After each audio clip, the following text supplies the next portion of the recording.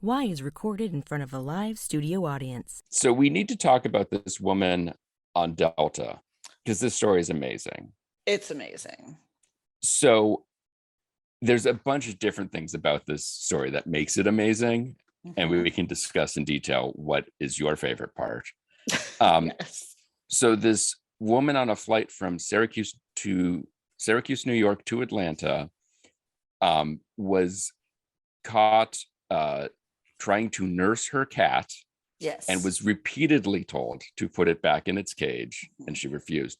So first off, the first thing I love about this, a message was sent to the Aircraft Communications Addressing and Reporting System. I believe the acronym is ACARS, ACARS.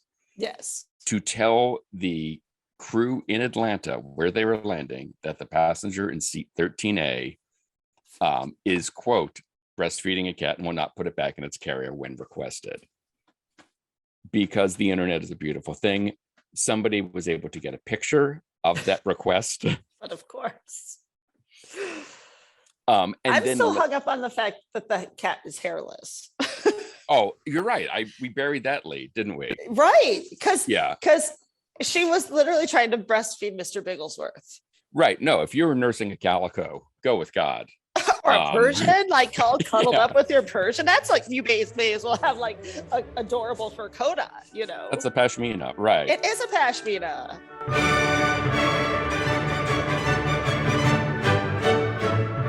This is Why, with your hosts, Heidi Hedquist and Luke Poling.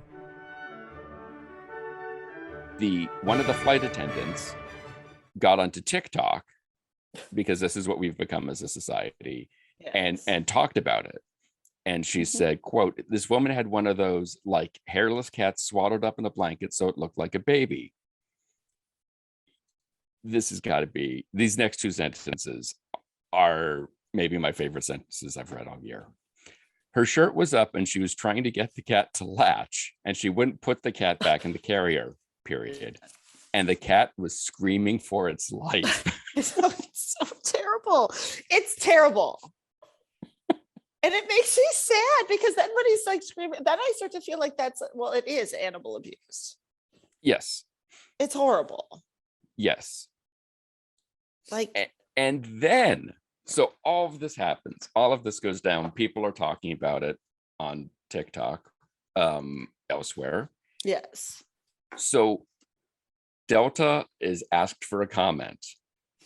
And instead of saying, we don't know, we're investigating this incident, something like that, they come back and reassert the company's policy on women feeding their children on flights. Delta fully supports a woman's right to breastfeed on board Delta and Delta Connection aircraft and in Delta facilities. So it's okay that it was a cat. Her cat. It's just like, we're going to move all around this and talk about something that has nothing to do with this story. Well, and do you think somebody is out there actually being like, I'm going to cancel my Delta flight. They do not support nursing animals on planes.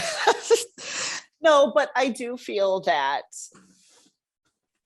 they probably felt they needed to say that, because even if they had said that nursing a cat isn't really part of that, it doesn't really fall under that, there may have been some angry women out there, or people out there. I shouldn't gender specific. And then my follow-up question is, why does this never happen on a flight that I'm on?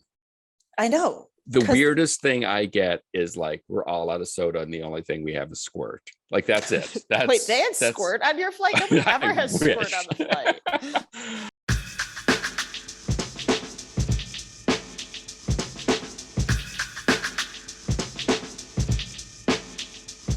I feel like I learned a lot reading your book, starting with don't go to a sex club in Allentown. That is the takeaway. That is the main takeaway, the main purpose for writing this book. That's what I thought. To really caution people about going to swinger sex clubs in Allentown. No, there's How many a bunch are of there questions in Allentown?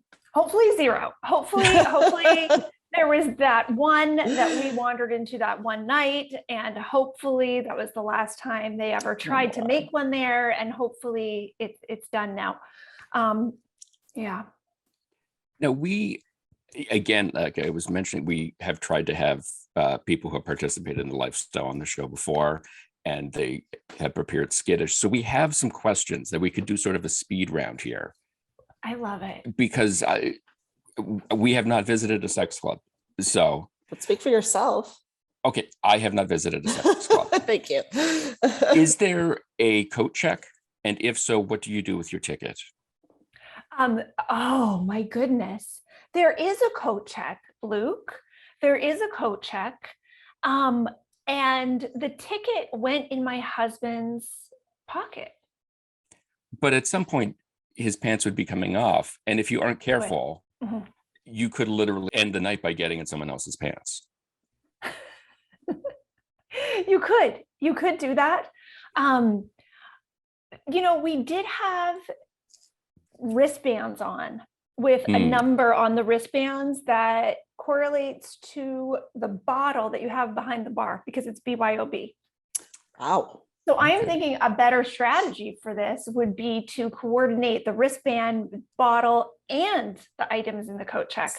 That is brilliant. I think they just ripped it off. They think they ripped it off like they do at every other coat check. Is there a password? And is that There's password no always password. Fidelio? No. No. Oh. No password. You have to bring in your ID. That's another thing too. Like we had to leave cell phones in the car, but Fair. You have to bring in your driver's license so they can confirm you are of age and that you are a paid member. Because every club that we went to, you had to have an annual membership in addition to buying the tickets for the event that you were attending. I get you coming and going. You just waited to say that. I won't cop to that. You've been practicing.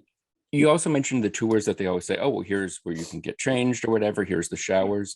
Do you have to bring in your own little shower tote? Or is it like a Holiday Inn where they have soap and stuff that you can just take? It's like a Holiday Inn, Luke. Okay. They have like little caddies there in the shower, like a fancy hotel would, with the pump. So here is an insider story that this story is not in the book, but I'm telling it for the first time in an interview right now. We went to a club in Europe. We went to a club in Barcelona that was in a multi-euro mansion up in the north end of Barcelona. And first thing is we got the cab driver to drop us off 2 blocks away because I didn't want him to know where he was dropping us. Yeah, like high school, sure. Yeah. And my husband, Manny, said, Ash, like we are literally in Barcelona. Like we are never going to see, and I couldn't have him drop us off in front of the sex party. Okay. But when we went in there, we were assigned a locker that had fresh robes and like flip-flop slippers in it because this club had a pool, which was amazing, an outdoor pool. And heated? I'm not sure if it was heated because maybe I'm focusing on the wrong things. Yeah, sorry, maybe focusing keep going. on the wrong things. And then it had a cabana type thing up on the roof where there were all these beds and like these tents with like drapey canopies. The atmosphere was amazing. Yeah, that sounds fantastic. Yeah, that's all. If all sex clubs were like that, I would probably be there all the time. Yeah, it was really amazing. The pool with the lights coming out of the pool on the deck with the sexy music. It was a really cool atmosphere. Were the people sexier by being in a sexier atmosphere? Well, there was this one in particular. His name was Manu, which is, of course it was. Which is like just the Catalonian version of Manny, my own husband. It was just like, okay, on Seinfeld, you know how there's like Jerry and Bizarro Jerry? Yes. Mm-hmm. Yes. Okay, right. It was like American Manny and Barcelona Manny. Mm-hmm. And the Barcelona, it was younger, taller, broader chest. could speak I'm not feeling too not- confident about American Manny right about Yeah, now. could Yeah. not speak a word of English though. That's the thing that we didn't realize. Maybe Anne. Oh, that could be good. Yeah. Wow, these people really don't speak any English here. So that it was really interesting how much of verbal communication goes down even in a casual conversation with another couple at a club, because not being able to communicate at all was shockingly difficult for me. And you talk in the book about you and your husband going with sort of the idea of like, we're just going to go, we're going to check this out and see what it is. And that the two of you end up spending time together. Yes. And it's sort of the watching other people being watched. And then there's also other people swinging. What is that percentage in most clubs of people who are just there for the voyeurism, the exhibitionism of it? And how much are there for the actual like swinging? I would say about half of the people there on a given night are just there for the atmosphere. Just there for the atmosphere. They're going to be intimate with their partner there or when they go home, right? It's not even that everybody gets down there. Mm-hmm. And in most clubs, you could get down in a private room with the door closed or in like a big open area where you have your own space. No one's touching you, but you know, it's open air. People are looking at you. You are seeing other people as well. And then I would say about 25% of people who are there are actually there with another couple. Like it's already, or like they meet them there, or they go there together. You know, they're friends who hook up, you know, double date friends with benefits. And they like, even though they could just be in their rec room. Why did I go back to the 70s? I'm not sure why. Because that's like the ultimate. Womp, womp, womp. But isn't that like the first thing you think of when you think of swinging for some reason is always the 70s. It's always, there was that TV show called Swing Town that was all ultimate 70s, like sunken living room, pool, maxi dresses, the key parties, things like party. that. Okay. So sort of, Heidi, but I was born in 1980. So I had these like fantasies in my mind about lots of people in a room having sex, like for a very, very long time. Then I meet my husband, and he's the first person I talk to about that, right? So we met right out of college. So I guess I didn't really have very much like in media that way. So when we first explored what kinds of clubs are there out there for a sexy atmosphere, I don't even know if we like knew swing lifestyle was like the term to put in. I'm not really sure. But then we found this club down in Philly that was called Club Kama Sutra. And we went once, and I talk about that in the book. And that's everybody's favorite sexy scene. It's chapter 4. It's actually an award-winning sex scene now. Well, congratulations. Yes, that's got to be center on the mantle. Yeah, don't ask me what the trophy looks like. Yes. So, and it wasn't a sex book awards. It was just like a book awards, and like that was the only sexy category, by the way. So the trophy is not phallic in any way, but I do still like it. Anyways. Yeah. Absolutely. So that chapter where we are just like wide-eyed, and we're so young when we're there too. We're like 22 and 23 years old. And a lot of the visitors at the club were like just a little older than us, right? Like late 20s, early 30s, like but we walk in, and it's like almost like there's like this neon sign above you, like rookie, fresh newbie, meat, right? Everybody's super, but my husband and I don't like going to bars or anything. And even my husband's a huge sports fan. He would rather watch alone in his living room than even be at a sports bar, because people aren't focused. They're not watching. They like get distracted. He really loves, he's a purist that way. And like, he wants to watch it on his couch. So for us, going out and having everybody be so friendly, and it's a sexy atmosphere, that then we're like ripping each other's clothes off for days afterwards. We were like, this was the best night of our whole life. Like we didn't know this much fun was possible. And then in the book, I say that we were watching the news, like Fox Philly News one night, and it's like, local sex club shut down for L&I violations. And we looked at each other like, no. So then we got back to the work of being responsible adults and got married and had a bunch of kids. Didn't go out again for a decade. So what took you back out? What took us back out was that our youngest, we have 3 children, our youngest was finally old enough to go for sleepovers at the grandparents with the older 2. And we were incredibly disconnected, incredibly. We are both very good at making everything look good on the outside, even when the inside does not match that. So my husband played football for Temple and grew up in a Greek family. So he can ignore when his body is saying no or his mind is saying no. And he can just say, yes, mom, it's like this, mom, yeah. And then like turn around and do something different, right? I grew up in figure skating where the name of the game is making everything look effortless and beautiful, regardless of whether your body is telling you to stop or your mind is telling you like, this isn't right. I think I'm dying. Like, I can't do this anymore. And even in that aesthetic sport, you have to do it with a fucking smile on your face. So it wasn't until I was about 35 years old and we're 10 years and 3 kids into our marriage that I felt so disconnected from my husband, but so ashamed for not being more grateful for my lovely looking life. That we were both just we both just thought we're stressed. We're overworked, we're overwhelmed.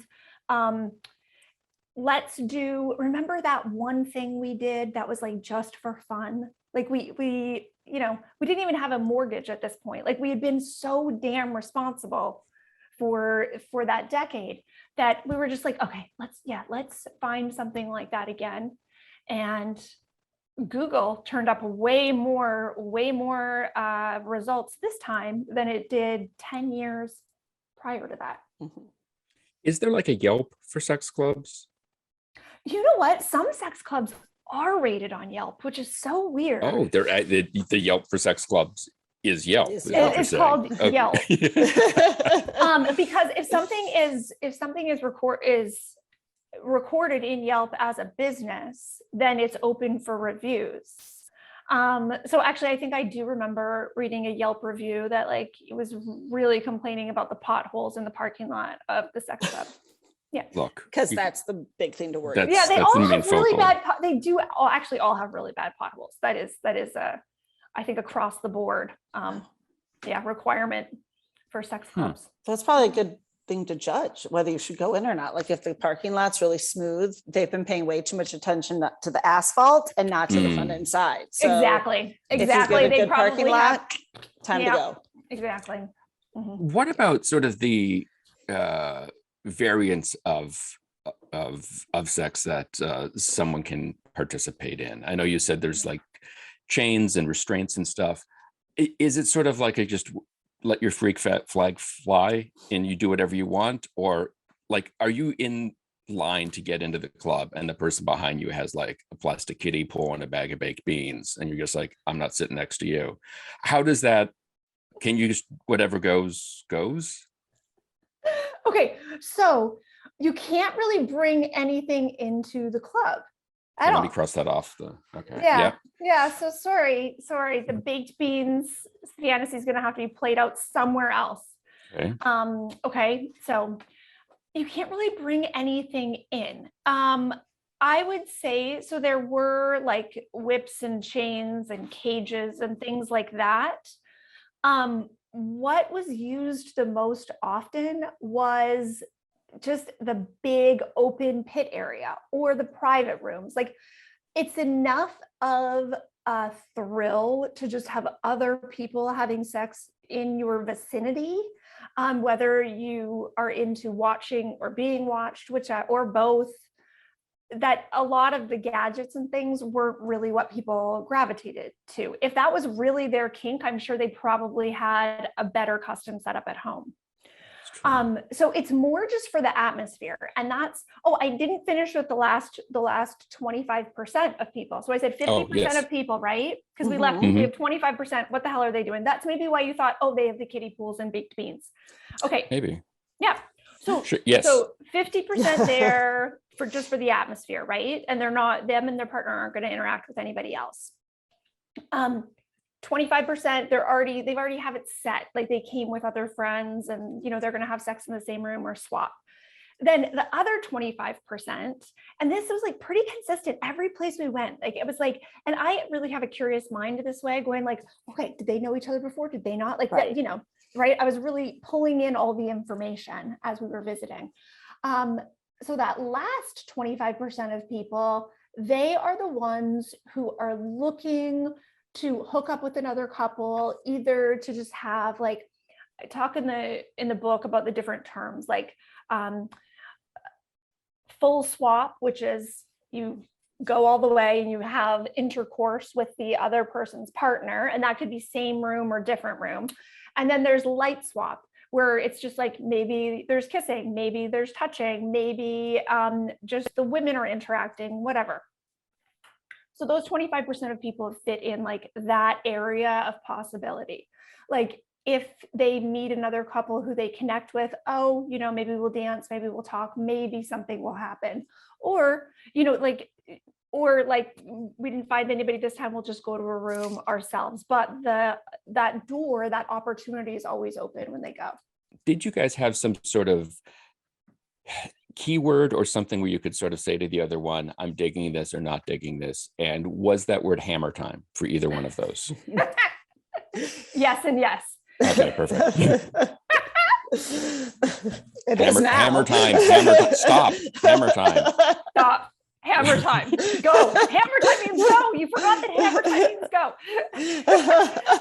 You know what? The funny thing that I found when we would walk around clubs, because for most of our visits to those kinds of environments, we were in that 25% I just described. That maybe something would happen, right? And it didn't always. And then once it did, it was super hot. And I was like, okay, I like this, but I don't just want to be hooking up with randos. So let's meet someone online. And then we got into like the app kind of world, which is fascinating as well. But what I found when I was walking around clubs, when I was in that headspace of, maybe we would go into the same room with someone, or maybe something would happen, I would always assess the women before the men in my mind, right? Like it was sort of like, okay, he's all right. Would he be pretty enough for me? Like, would Manny be attracted? Would Manny be attracted to her? Would my husband be attracted to her? Because and I need to ask him if he did the same thing or not, because I was going to make an assumption, but I don't think I've ever asked him. But I know for me to kind of nudge Manny and be like, let's go talk to them, I already had to have a level of confidence that like he had an attraction to that woman, and like that it would be maybe an okay thing for me to, nudge him about it. How often did you find, either within yourselves or with other people, that the level of interest was, one person was, okay, I'm in, and the other person was like, I'm backing out. I thought I was in, but I'm not. And how awkward is that? Yeah. All right. So we had a lot of people approach us every single time we went somewhere. A lot. Yeah, because you guys are gorgeous. Like there's no way you're gonna get in and out easily. Like a lot, but it's actually a really easy pass in a sex club. Okay. And I talk about this in the book, that it is a sexually charged environment, but it is a place where no one can pretend that they don't know what consent is. So at a sex club, I've never had a man touch my back when he moves past me, no matter how crowded it is. Okay, no one would ever even put their hand on your shoulder without making eye contact and like introducing themselves, shaking hands to you and your spouse. Like it's really, if someone had to go past you, they would hold their hands up and go, excuse me, like, and make sure they don't accidentally rub against you. And that was fascinating because I mean, I can't ride a bus. I can't be in Target when it's crowded at the holidays. I can't go anywhere without somebody putting their hand on me to like move around my physical space. All right. And it's not about how crowded a space is. It's about the awareness about what is acceptable and not. Okay, so we had a lot of people approach us, and it really is an easy pass. You can just talk to somebody. Just because you start a conversation doesn't mean you're saying, oh yes, we want to go jump in bed with you. You can just have a conversation like you would at a neighbor's goddamn barbecue. Like that is the way that you talk to people. You just talk, and then, but you may slip in there like, oh yeah, we came here for the first time a couple of years ago. We had a full swap with this person, blah, blah, blah. Or our first time was like this. Like, you're going to be dropping in some pretty personal information, Sure. but the level of, it's a casual conversation. It's just like a, hey, how you doing kind of conversation. And all you have to say is, hey, maybe we'll talk to you guys later. And then you walk away and they know, all right, that's as far as they wanted to go in the conversation. And they also know you might be in the 50% of people that aren't going to hook up with anyone. Right. Right. So it's not a hard slight or something for them. So every situation that we got into, the two of us and the other couple were all interested in going into a room together or something. When we met the other couple on the lifestyle dating app, that was not the situation. Me and the guy hit it off immediately. Well, I thought they were both nice. And then his wife said to me, oh my God, he is so into you. Like, I've never seen him like this before. Okay. And this should have been the huge red flag. And I'm sure it was for readers in my book. But for me, I had been married to the same person for 10 years. We had been, working diligently as like good little adults, building this family. But we had become increasingly disconnected emotionally. Like, we had sex regularly, but like we didn't even say hello to each other when the other person came in the house. Even though I'd asked for this over and over. One of the things about being raised in Manitoba is like, you don't whine when you're not getting something, right? So I felt like, all right, the only thing that hurts worse than like not having my needs met is then saying, hey, I sort of have this little need. And then him going like, really? So I sort of shut that down. So when I started getting this validation and attention from this other guy, Brad, I turned into like a crazy adolescent / like nymphomaniac. It was like, I was like a sex zombie, right? It was like my brain cells went away. I just wanted to exchange like sexy texts with this guy all day. Like, I forgot to pick up my kid at camp. My littlest was a toddler. I would be like texting Brad and an automatic door almost killed him. Like, I was not in a good place. But this rush of attention that I had convinced myself I didn't even want was exhilarating. It's interesting because throughout the book, I mean, you talk about your ice skating career, both growing up and then as a teacher and somebody kind of starting to school in the city, and the level of professionalism with everything, like you just said. And as things get more complicated in the book, you keep talking about, there's no one I can go talk to about this. This is something I can't let out. What made you decide that this was something you needed to write out as a book? Because that's more than just turning to your best friend and going, here's a crazy story. It is, isn't it? Okay. I had always wanted to be a writer. Figure skating has a way of taking over a life, sort of like a forest fire, leaving few resources and little attention for anything else. So it was never my plan to stay in skating. I loved and appreciated the fact that I got to be so intimately connected with so many adolescents over so many years. Like at the biggest, I had 150 athletes on 10 teams. Some of my athletes would stay with me for 10 years. Like they would come in as a 7-year-old and stay with me until they graduated high school.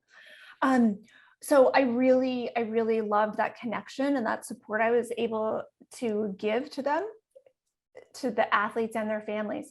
I kept, especially, I felt so lonely and so ashamed when my marriage was at its hardest part, because not only did I realize, okay, I am really fucking sad here, and I should be so grateful. I was shaming myself because I thought I should be so grateful.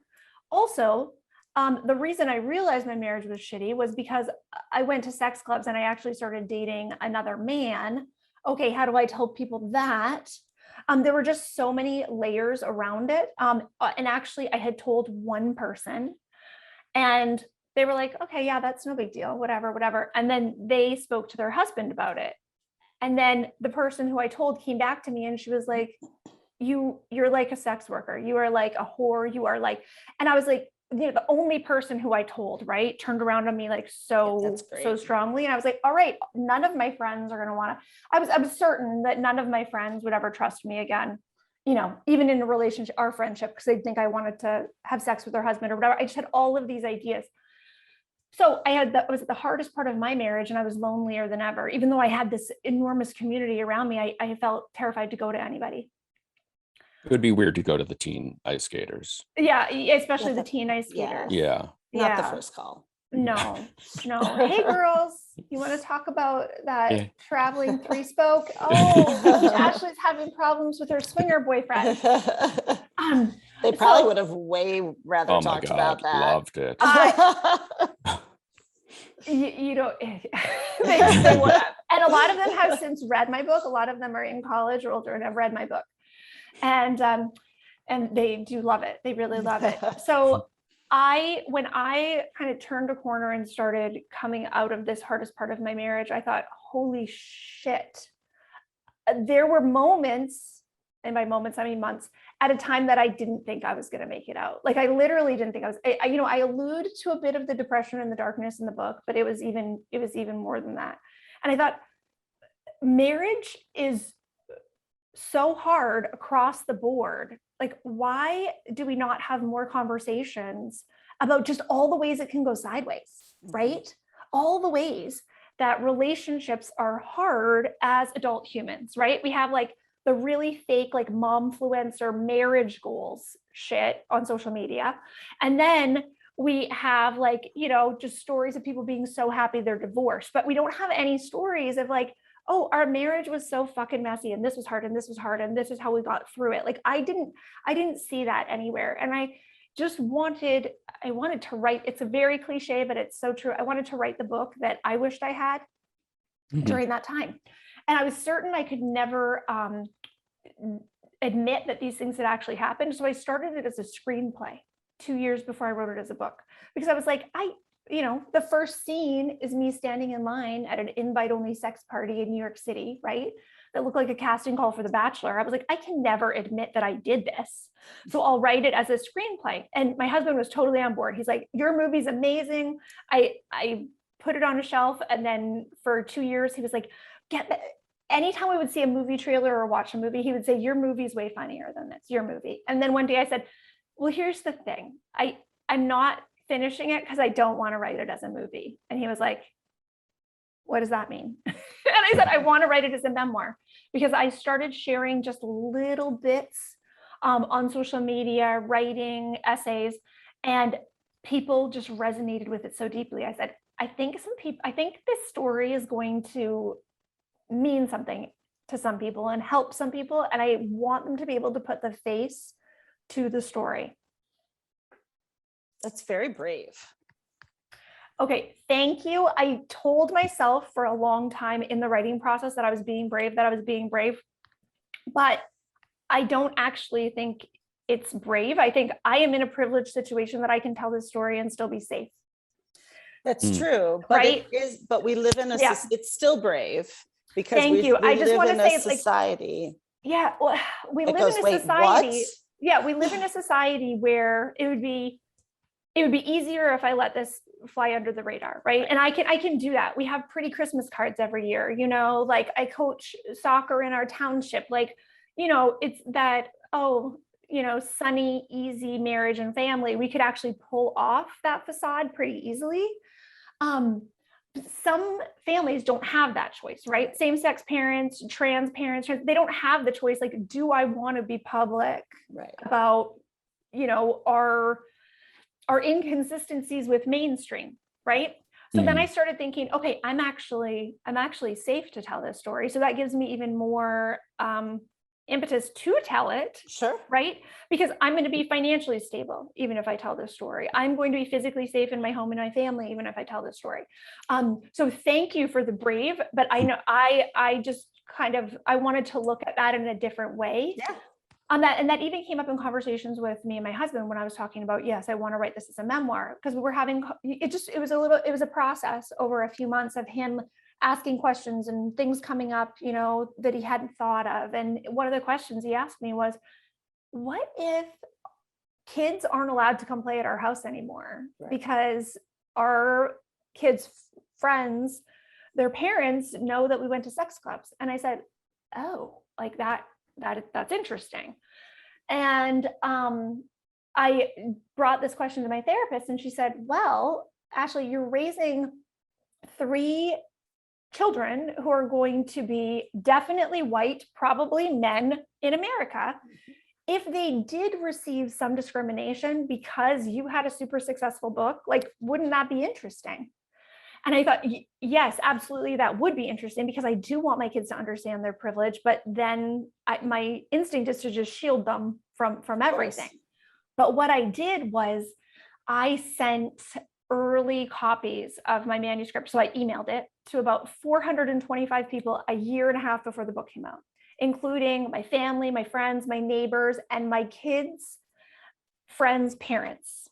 Okay. And I just wanted to let the cat out of the bag. Like, hey, it's going to be a while before this comes out, but since your kid's always at our house or whatever, here you go.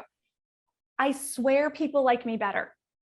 Oh, I'm sure, because first of all, you're doing probably what a lot of people want to do, but are afraid to do.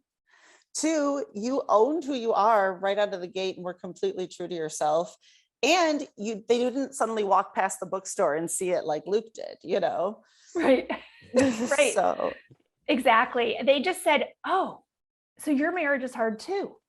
Oh, like solidarity. Right. I was like, yeah. They're like, oh yeah, no. I thought you like never yelled at your kids. And I thought that like you and Manny always got along and like thing. It's like, actually, no, for nobody. Like for nobody is that reality. Swing by Ashleigh Renard is available right now wherever you get your books. For more information, to sign up for her newsletter and all sorts of other things, check out her website, ashleighrenard.com.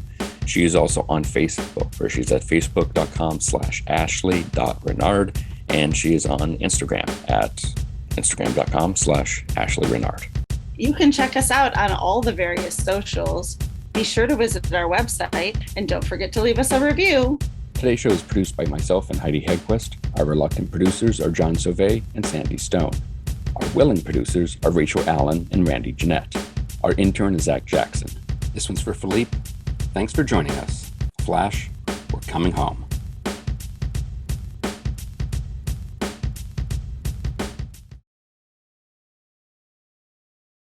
Nigel, is that you? Are you here, Nigel?